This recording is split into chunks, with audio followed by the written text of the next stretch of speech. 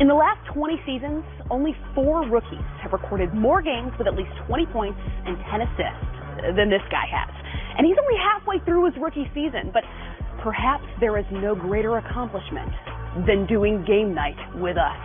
None of those other guys were here as rookies, I'd like to point out. Trae Young of the Atlanta Hawks is in our studio. First and foremost, settle a debate. Which nickname do you like best?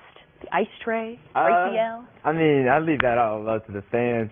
For me, I like Ice Trae. Yeah. I've heard Trae TL too, so either one of those I like.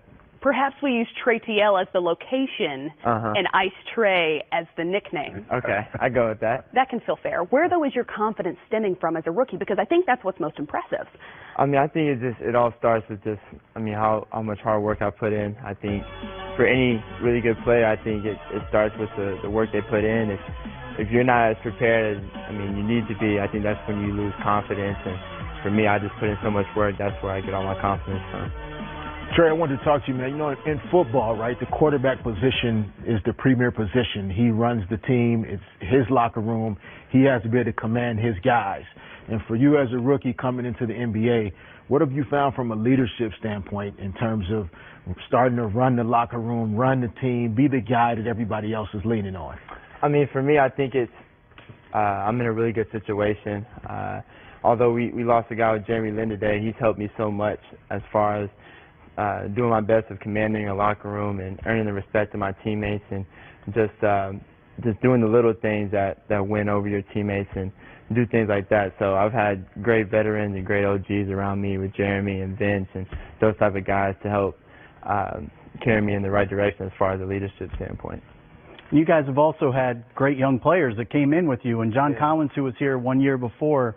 What do you see happening now in that Atlanta locker room, and what are people going to be surprised by that you guys are capable of next year? I think really just the growth from all of the rookies that came in this year, and you're already seeing it with John, the jump he's made from his rookie season to now. I think really just the growth from all the rookies and John, even the other younger guys. We have a very young team, as everybody knows. So just the growth that we continue in the show, and we want to compete for championships someday, and that's just it's going to take time. And I always talk about patience, and it's going to take patience, but we're all going to work to get there. All right, Trae. Without giving anybody in the Eastern Conference too much information, we don't want to do that. Let's go. Just take a walk. When you have the basketball in your hands, where on the floor? Like, what are you seeing? You running screen roll in the middle. You like screen rolls on the wing. What are you reading? Are you reading your defender? Are you reading the big? What are you seeing on the weak side? Take the fans through being an NBA point guard and just navigating pick and roll situations. As the 5-time NBA champion Derek Fisher defends you. No, for sure. Well, for me, I like the pick and roll the best. For me, I think one of my best attributes is my ability to pass and see the floor before things are settled. So if I'm coming off pick and rolls on the wing, I'm not really worried about my defender.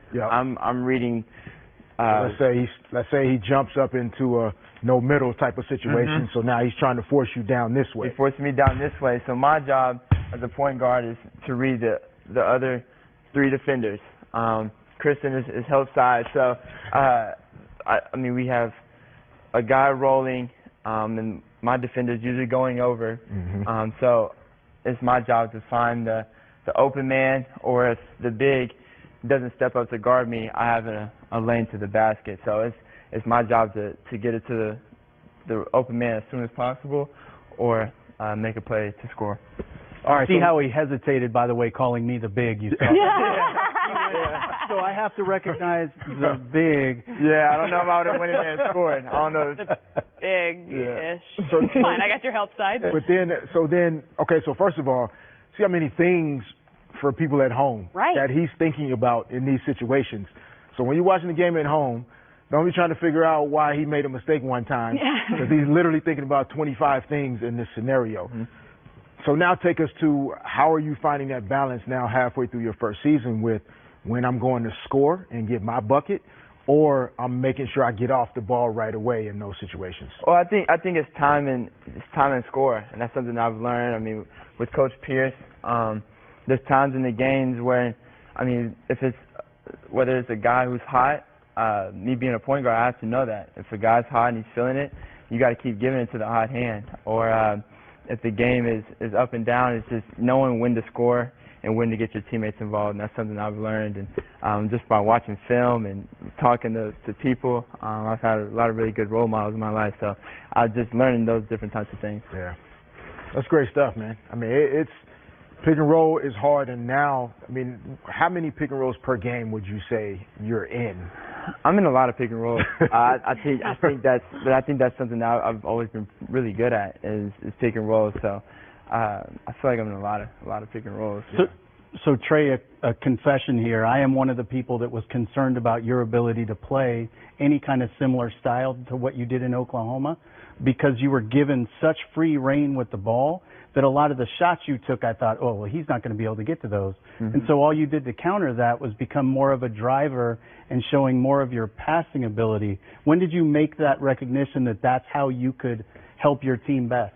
I think I've always had that type of ability. It's just doing what the defense was giving me at the time. And at Oklahoma, I mean, there was times when I felt like I was in range or I was able to shoot from long distance, and I felt like the defense was giving me that, so I was doing that. And now it's, I mean, maybe a little bit different than what it was in college. So it's just really just doing what the defense is giving me. So when we show you those lists of statistics of all the great rookies, the names that you're listed now alongside, how do you respond? Is it something that you're paying attention to yet? For me, it's you can't help but see it, and it humbles me just being on a list with those type of greats. I mean, it's a humbling list to be on, but for me, I want to be on more of those lists. I want to be on lists of point guards who won championships. I want to be considered an all-time great. So that's, for me, I see it, but for me, I just want to continue to get better and improve. Do you pay attention to the other rookies and what they're doing then this season? For sure. I mean, it's my class. I'm rooting for everybody in my class. I want to go down as one of the best classes ever be. Dealt and drafted. So I'm happy for all the guys who are playing well. Luka's playing really well. DeAndre, Jaren Jackson Jr., all my guys. So I'm rooting for them. You know who else used to do that?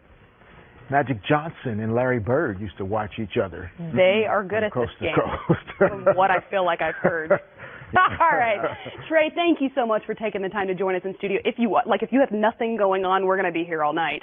He's like, I didn't sign up for any of that. All right. Yeah, that's